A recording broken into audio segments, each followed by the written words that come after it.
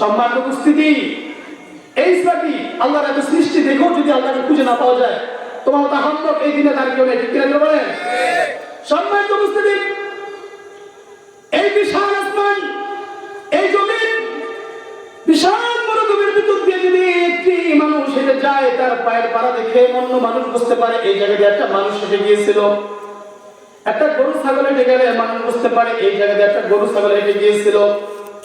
এত বিশাল আসমান, এই জমিন, প্রতিদিন সূর্য দেখো, তুমি আমি জীবন যাপন করছি, আল্লাহর এত সৃষ্টি দেখার পরেও যদি তুমি রব্বুল আলামিনকে খুঁজে না পাও, এই আল্লাহর জমিনে তোমার মতো এত বড় হাম্মক দ্বিতীয় তো আর কেউ নাই, ঠিক কিনা?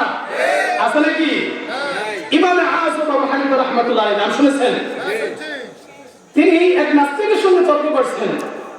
নাস্তিকের সঙ্গে তর্ক করার পরে নাস্তিক বলতেছে স্রষ্টা বলতে কেউ নেই।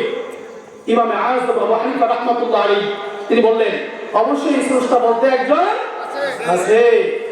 এবার নাস্তিক বলতেছে, ঠিক আছে, তুমি যদি বলো যে স্রষ্টা বলতে কেউ টিকে থাকে, তাহলে তুমি প্রমাণ করে দাও। তারিখ দেওয়া হলো, অমুক দিন জোহরের সময় এখানে থাকবো। নাস্তিক তার দল বল সঙ্গবঙ্গ যা আছে সব নিয়ে হাজির সেখানে। কিন্তু ইমাম আযম আবু হানিফা রাহমাতুল্লাহ আলাইহি তিনি তো ঠিক টাইমলি ওই সময় মতো সেখানে পৌঁছাতে পারেনি। নাস্তিক মন্তব্য শুরু করে দিলেন, ইমাম বোধহয় ভয় পেয়ে গেছে। ইমাম মনে হয় ভয় পেয়ে গেছে। আমাদের দেশের একশ্রেণী মানুষ দেখবেন ইমাম সাহেবদেরকে একটু সুযোগ পাইলেই, মানে দোষ করতে না করছে এটা যাচাই বাছাই করে না, মানে সন্দেহজনক সুযোগ পাইলেই তার সমালোচনা শুরু করে যাচ্ছে, কেন বলে নাই? তো ঠিক তেমনি ভাবে তখন এরকমই হয়েছে। ইমাম আযম আবু হানিফা রাহমাতুল্লাহ আলাইহি তার যেতে একটু সময় লাগতেছে, এমন অবস্থায় সেই নাস্তিক তার দলবল সঙ্গ নিয়ে যখন এখানে উপস্থিত হয়ে গেলেন, তিনি বলতেছে স্রষ্টা বলতে কেউ নেই। তো যখন বলেন স্রষ্টা বলতে কেউ নেই, তারিখ দেওয়া হলো, ঠিক টাইম মতো ওখানে উপস্থিত হও। নাস্তিক উপস্থিত হয়ে গেলেন, কিন্তু ইমাম আযম তিনি এখনো পর্যন্ত সেখানে যায় না, ওনার একটু লেট হতেছে। ইতিমধ্যেই যখন মনে করেন জোহরের টাইমে সময় দিল, জোহর চলে গেল, আসর চলে যাচ্ছে, ইমাম তো যায় না, কি ব্যাপার এত লেট হয়ে গেল, ইমাম আসতেছে না কেন?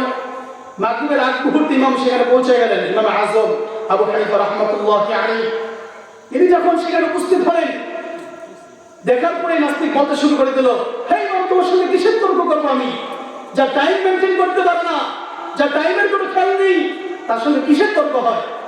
কিসের তর্ক করবো তোমার সঙ্গে আমি? ইমাম আযম তিনি নরমালি বলতেছে যে আমার হচ্ছে এখানে আসার পথে মাঝ পথে একটা নদী পড়ে, তো আমি নদীর কারণে আমার আসতে লেট হয়েছে, সমস্যা হওয়ার কারণে এই জন্য আসতে পারি না। তো ওই নাস্তিক জিজ্ঞাসা করলেন, তোমার কিসের সমস্যা হয়েছে বলো। এবার ইমাম আযম বলতে শুরু করলেন, আমি যখন বাড়ি থেকে বের হই, মাঝ পথে একটি নদী পড়ে, সেখানে আসার পর কোনো যানবাহন পাইনি, কোনো কিছু না পাওয়ার পরে আমি একটা গাছের উপরে অবস্থান করলাম। ইতিমধ্যে দেখলাম গাছ থেকে একটা বিচি পড়লো, সেই বিচি থেকে একটা গাছ হয়ে গেল।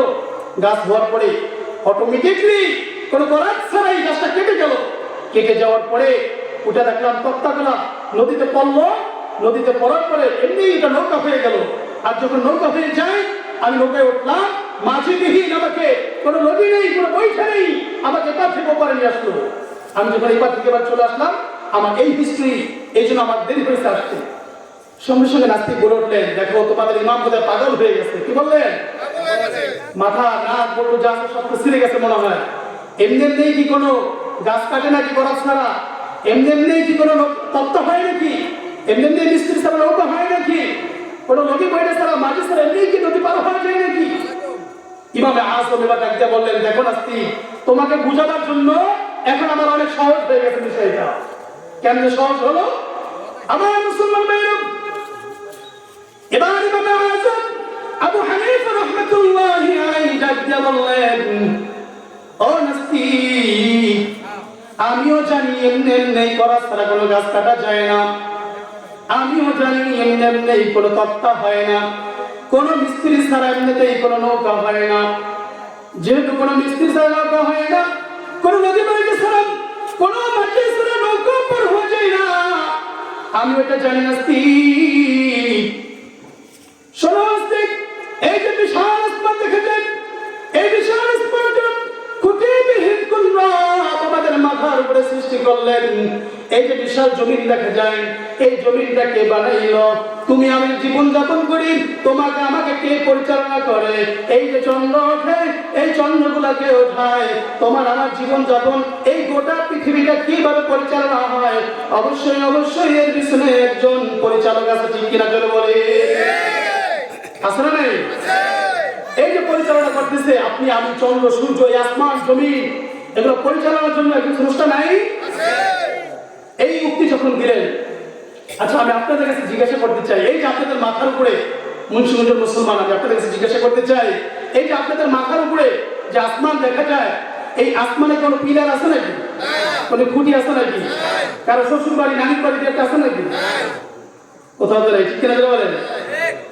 ওই খুঁটিহীন নীলাকাশ ভুবন মাঝে তুমি কুদরতি ইশারায় রেখেছো